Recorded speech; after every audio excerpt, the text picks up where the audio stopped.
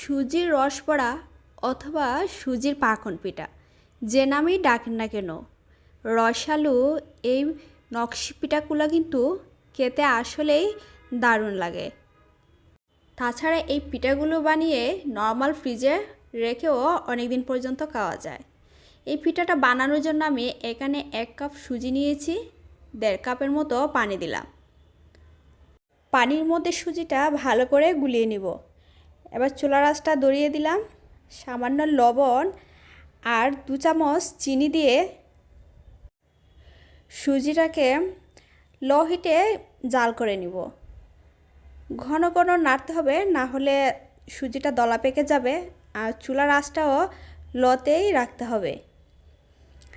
আস্তে আস্তে করে নেড়ে দিয়ে সুজিটা ফুটিয়ে নিব। ধীরে ধীরে সুজিটা কিন্তু ঘন হয়ে আসছে, অনবরত নাড়তে হবে।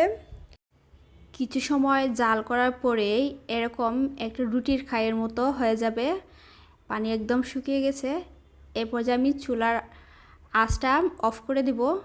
চামচ দিয়ে নেড়ে ভালো করে একটা রুটির ডুয়ের মতো বানিয়ে নিব।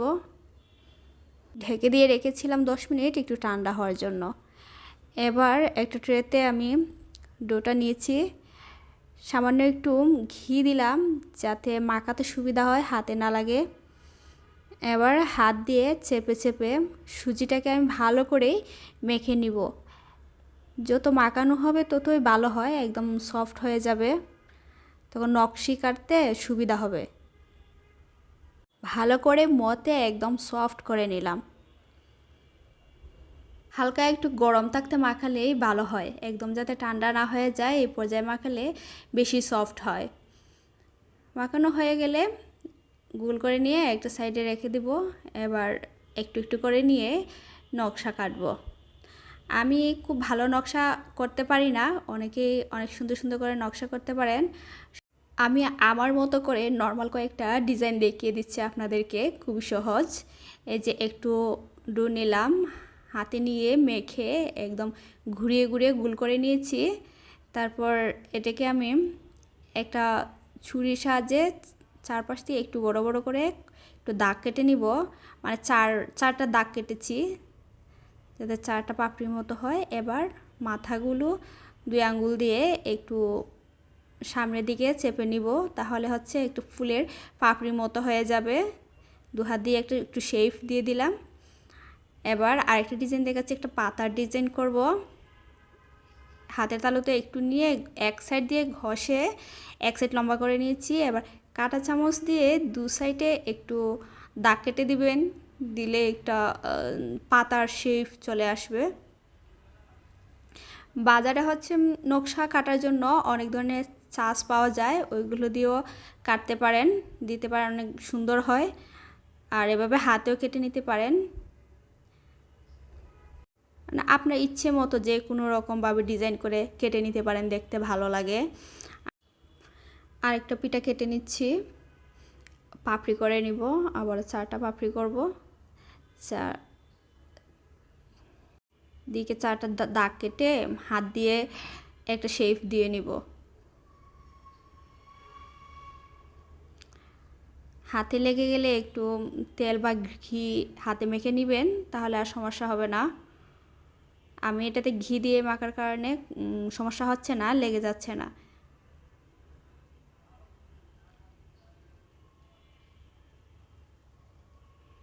হয়ে গেল আরেকটা পিঠা। এটা হয়ে গেছে। আরেকটা ডিজাইন দেখাবো।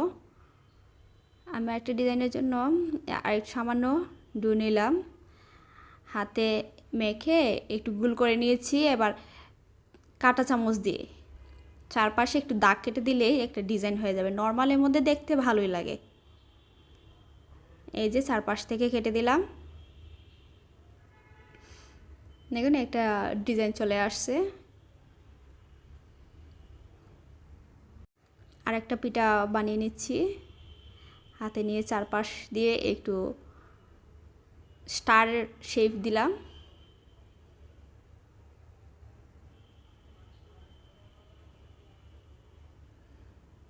একটা চামচ দিয়ে স্টারের মাথাগুলো চেপে দিয়ে একটা নকশা দিয়ে দিলাম।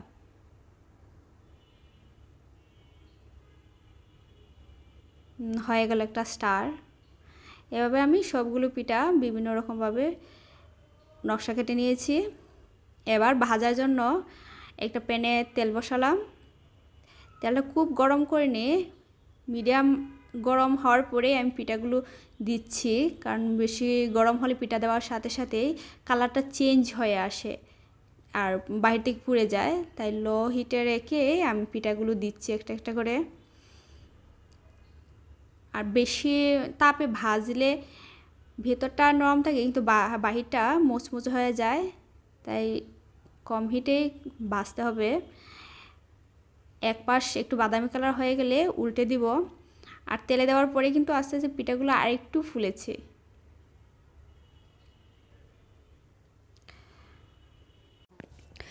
দুপাশ নেড়ে ছেড়ে দিয়ে বাদামি কালার করে ভেজে পিঠাগুলো উঠিয়ে নিব। এই পিঠাগুলো এমনিতেও খাওয়া যায়, সেক্ষেত্রে চিনির পরিমাণটা একটু বাড়িয়ে দিবেন, মুচমুচে করে ভেজে নিয়ে খেতে ভালো লাগে। আমার পিঠাগুলো ভাজা হয়ে গেছে, এবার উঠিয়ে রাখবো। বাকি পিঠাগুলোও আমি সেম তেলে আবার ভেজে নিব। এগুলোকে উঠিয়ে এক সাইডে রেখে দিলাম। বাকি পিঠাগুলো দিয়ে এগুলোকেও বাদামি কালার করে ভেজে নিব। অপর পাশে আমি কিছু দুধ জাল করে নেব। এখানে 1 লিটার দুধ নিয়েছি, তার মধ্যে কনডেন্স মিল্ক প্রায় হাফ কাপের চেয়ে কম পরিমাণ দিচ্ছি।